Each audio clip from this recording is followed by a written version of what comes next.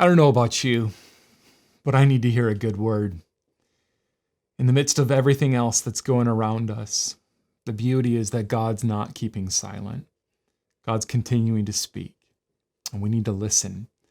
We need to listen to the voice of our Father as He settles us and readies us and prepares us for whatever may be before us as we live with an abiding hope and comfort in our God, that His will would be done.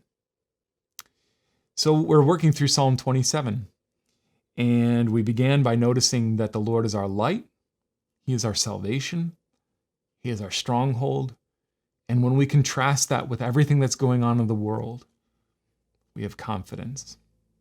Listen to what the psalmist says next, verse 2. When evildoers assail me to eat up my flesh, my adversaries and foes, it is they who stumble and fall. Though an army encamp against me, my heart shall not fear. Though war arise against me, yet I will be confident.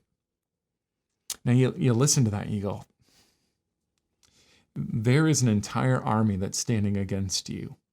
How is it that you can be confident in the face of everything that is physically going on around you? How in the world can you have this kind of confidence and hope?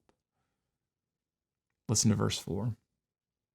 One thing I have asked of the Lord, that will I seek after. So it's not just a confidence that just kind of comes. No, it's a confidence that needs to be sought and can be found. Listen, one thing I have asked of the Lord, that will I seek after, that I may dwell in the house of the Lord all the days of my life, to gaze upon the beauty of the Lord and to inquire in His temple. Of course, the temple represented the nearness of God, the closeness of God, and how man could draw close to God through sacrifice, through the sacrifice of the Lamb.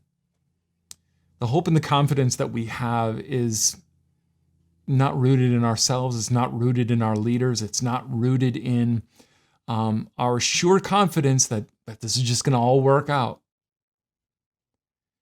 It's rooted in the God who rules and reigns from a throne, the throne that's above all things.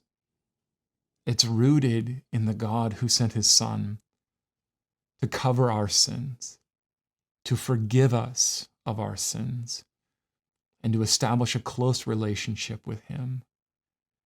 And that close relationship with Him is described in this way in verse 5. For He will hide me in His shelter in the day of trouble.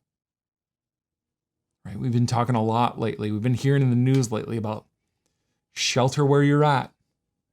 There's trouble around us. Shelter where you're at.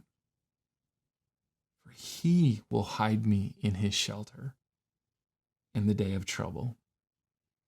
He will conceal me under the cover of His tent. He will lift me high upon a rock.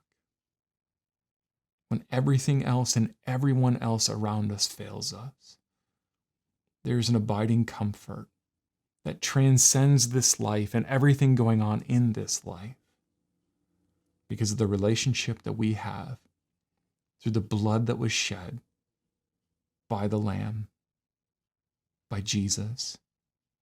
And if you don't know Him, He invites you to come to Him and to seek Him, to love Him, and find a comfort that you will never find in this world. We're going to look at that more tomorrow. Until then, may you rejoice in the good word that God continues to speak to you. To Him be the glory.